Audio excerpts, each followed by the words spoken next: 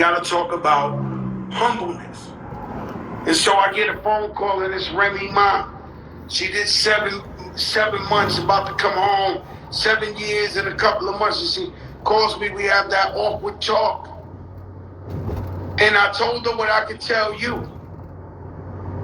I said, Rem, it's different out here. You have to be humble. And so before she went to jail, we was young, we was rich, we was acting up, we ain't give a F, we was doing whatever. Rem, you have to be humble out here. They will not work with you. They will not support you. They will not. You have to stay humble. I was walking in jail and the phone rang. You got to give yourself in at 8 o'clock. The phone rang at 7:50. It was Lil Wayne. Lil Wayne never calls me. I call Mac Main to talk to Lil Wayne. To this day, I just follow protocol. Sure, I could get Lil Wayne's number. But my phone rings. 5 minutes before I'm walking into the jail, the gate is all the way up there. Lil Wayne calls, yo, Joe. It's like, yo, what's up, Weezy? Stay humble. That's how I made it through. I stood humble. Word, Wayne, that's how you did. Stay humble. Be you, but stay humble.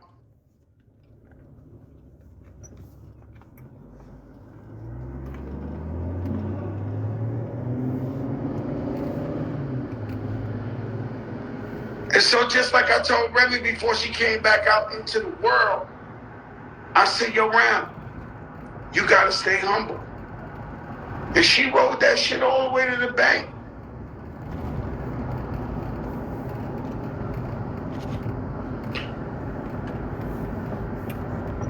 I seen DJ Ed on here, rest in peace, for the Tats crew. Man,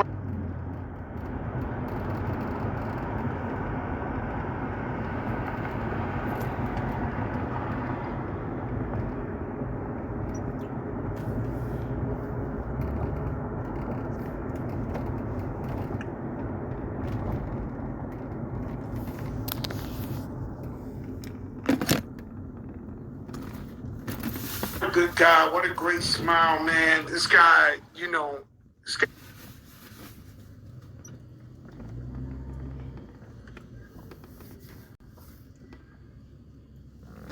It's always the time. It goes a long way. So if you think of my training mind, right? I tell you all the time, I show respect to the mailroom clerk, which, as far as I remember, that was the smallest job you could get in corporate America, to the CEO of the company. Why? Because Puff Daddy wasn't always the boss. And so these people remember, damn, this guy's one of the biggest rappers in the world, platinum, whatever you want. He says what's up to everybody. He greets everybody. You also want to do business with people that when you're not around, they talk great about you. When your name comes up, yo, Fat Joe, no, he's a great guy. He loves to pay everybody.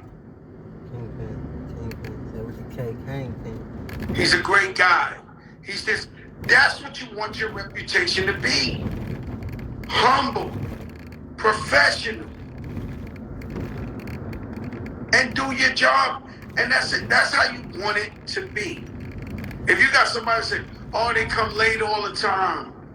Oh, they call it disturbance. This dude is a diva. This dude, no, papi, don't. Sooner or later, it will backfire. I do not know how it works for certain people. There's certain artists that I hear horror stories about. I don't know how to get away with it. And for how long? Bro, Freemasonry, Illuminati, I don't even know who these people are, man. I wish they would come tell me how I could get $100 million, $200 million. You guys, I don't lie to you guys. I'll tell you the truth. Freemason, I never met one in my life. Illuminati, I never met one in my life. If you know one, tell them I want in. I'm about the bag. Tell them I want in.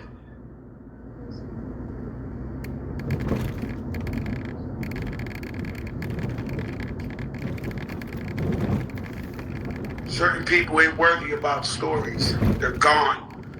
Once they're out your life, they're out your life. Especially people who keep begging and pulling from you and drowning you. Shout out Forest Projects. Sometimes, you know, you got friends and you got people that they just bring you down and they always got this bad energy. And so, you know, I hate having that around me. I hate having that around me. And so, my thing is I want you at least, you know, to be optimistic with shit looking crazy. When the plane looked like it's going down, the plane hopping up and down. You got to really think about this. Some people love to fly. You got to really think about being in a couple of ton airplane up in the sky. And when that shit start going like this,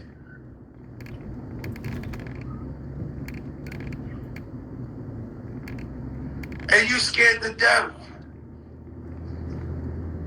you pray to God harder, man, but thank him for everything. Because someday, we all gonna go. People do not like to understand that. When you drive past the cemetery, you see all those stones, those are people who are living, who had lives, and had jobs, and people gotta go. I know we don't like to talk about this, but we wanna enjoy what we do have while we're here. Doesn't have to be money, it's just happiness, to be honest with you. As long as you're happy. Tell you a crazy story because I'm linking up with these people in a second. So we go to lunch. My wife, Nori's wife, Nori. I'm not the guy, you know. Let's just say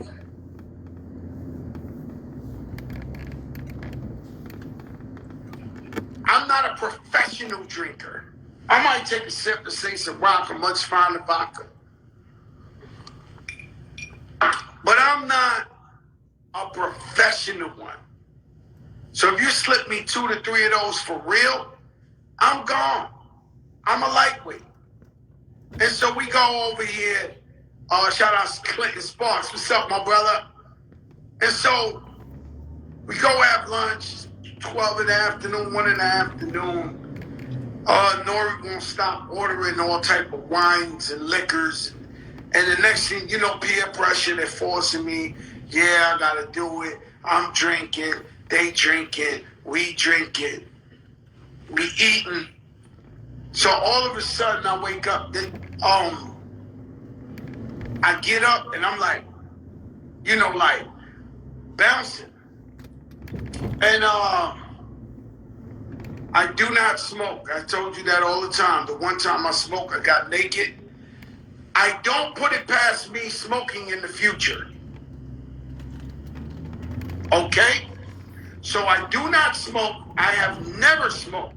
But one time, I ran out the house naked, but I do not put it past me smoking in the future. I'm going to put my foot up your ass, executive producer. She's over there laughing. Look at Raul, bless up, the weed king. Comes up. Okay.